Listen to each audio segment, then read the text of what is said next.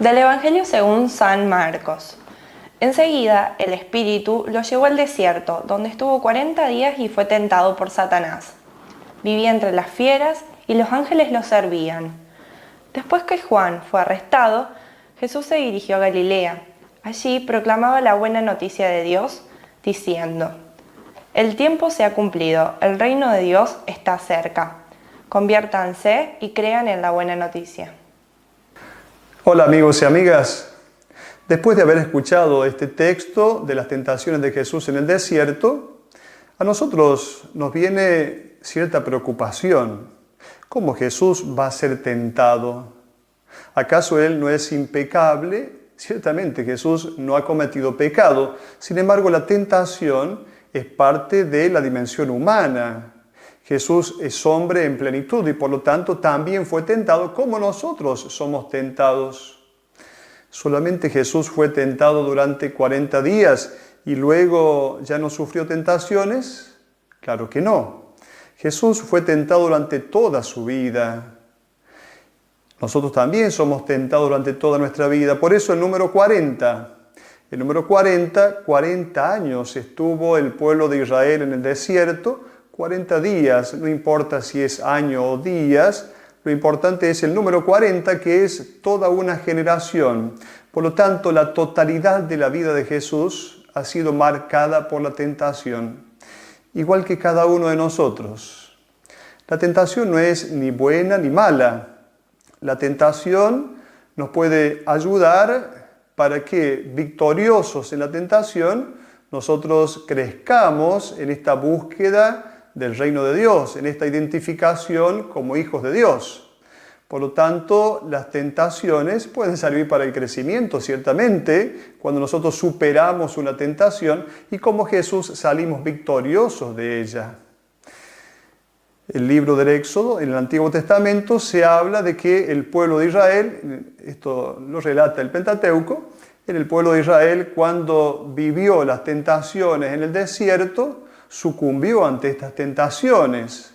Por lo tanto, Jesús es empujado al desierto, así como el pueblo de Israel fue empujado, fue llevado al desierto por el Espíritu, así también Jesús es empujado por el Espíritu al desierto para superar entonces estas tentaciones. Él viene a contrarrestar con la victoria sobre las tentaciones, a contrarrestar lo que para el pueblo de Israel fue un ceder a esas tentaciones.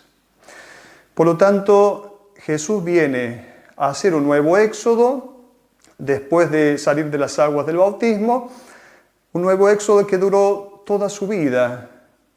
Y Jesús vivió estas tentaciones durante toda su existencia, como también nosotros somos tentados durante toda nuestra vida. Vamos a algunos detalles del texto. El texto de hoy es tomado de Marcos. Cuando nosotros tomamos el texto de Mateo o de Lucas, tenemos una descripción más explícita sobre las tentaciones. Hoy el Evangelio de Marcos solamente relata las tentaciones en 2 versículos. Muy sencillo, muy simple, pero tiene un mensaje para cada uno de nosotros. El Espíritu empujó a Jesús al desierto. Ya sabemos entonces, el desierto recuerda el exilio, recuerda el éxodo que el pueblo de Israel, que el pueblo hebreo vivió para llegar entonces a la tierra prometida. Jesús también va a hacer este éxodo para ir a la tierra prometida, para llevarnos a nosotros a esa tierra prometida que es el reino de Dios, que es la propuesta de Jesús. Jesús es empujado al desierto. Allí, dice el Evangelio, estaba en medio de las fieras salvajes, estaba en medio de los animales salvajes. ¿Quiénes son estas fieras salvajes? Bien sabemos, no es un texto para ser tomado de modo literal, es un texto para que nosotros tomemos el mensaje de él. No podemos pensar que esto sucedió como un acontecimiento. ¿Quiénes son estas fieras salvajes? Lo dice el profeta Isaías, son los poderosos de este mundo, los que dominan este mundo. Estas son las fieras salvajes que estuvieron presentes en la vida de Jesús. ¿Cuántas veces estas fieras salvajes quisieron torcer en él el camino de Dios? La elección por la voluntad del Padre. Por ejemplo, Poncio Pilatos, representante de un poder, puede ser estas fieras salvajes. Lo dice el profeta Isaías cuando relata los dominios, los reinados de este mundo. Luego es tentado por Satanás. ¿Quién es este Satanás? En la vida de Jesús vemos cómo tantas veces Jesús es tentado y por lo tanto este Satanás, que significa el adversario, el acusador, el adversario significa toda aquella propuesta que se cruza en el camino como un palo que se cruza en la rueda y que entonces no deja llevar adelante la propuesta del reino de Dios. Para el Evangelio, hasta el mismo Pedro es Satanás. Jesús le va a decir: apártate de mí, Satanás, porque tus pensamientos no son los de Dios, sino los de los hombres. Por lo tanto, Satanás se encarna, es una realidad que se encarna en cada persona, en cada maquinación que se opone a la fuerza de Dios. Por lo tanto, Satanás debe ser escrito con no solamente con mayúsculas, sino con minúsculas. Es una realidad que indica un comportamiento.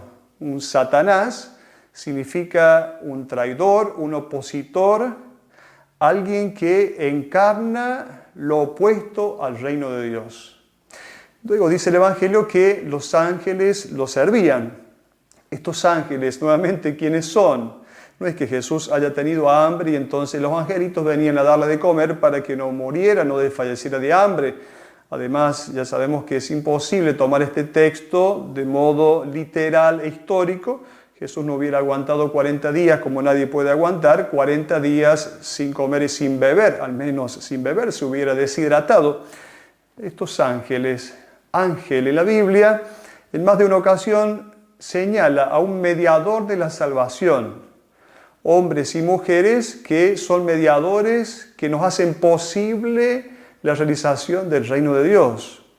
Ángel para Jesús han sido básicamente sus padres, María y José. Luego ángeles han sido aquellos que lo han recibido a él. Ángel ha sido Lázaro, Marta, María de Betania. Aquellos que lo siguieron, hombres y mujeres que posibilitan la salvación. Estos son ángeles. Entonces, mirando este texto, mirando este Jesús que fue tentado, que fue probado, la vida misma nos prueba, circunstancias de la vida nos prueban. Sin embargo, así como existen personas que encarnan el mal, y esto entonces son los comportamientos diabólicos de las personas, así también hay ángeles, es decir, hombres y mujeres que nos acompañan, que son mediadores en el proceso de realización de la voluntad de Dios en el camino de la salvación. Por eso miremos el corazón de Cristo en esta propuesta de las tentaciones de Cristo. Miremos ese corazón que siempre salió victorioso y sepamos que también nosotros como Él y con Él, desde la palabra de Dios, de cada tentación podemos salir victoriosos. Hasta la próxima.